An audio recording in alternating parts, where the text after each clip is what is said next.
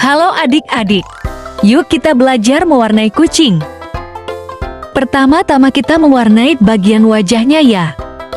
Kita kasih warna kuning. Jadi deh. Lalu bagian mulutnya. Kita kasih warna merah.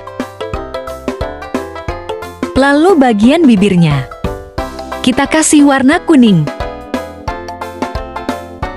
Jadi deh. Lalu bagian telinganya. Kita juga kasih warna kuning. Dan telinga kirinya. Juga kasih warna kuning. Jadi deh.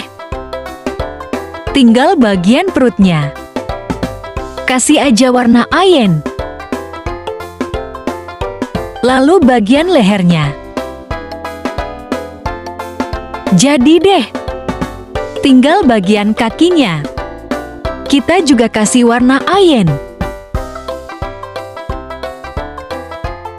Dan kaki satunya kasih warna coklat. Biar kucingnya warna-warni. Biar tambah imut. Lalu bagian ekornya. Kita kasih warna oranye juga. Dan jadi deh kucing warna-warni yang imut dan cantik.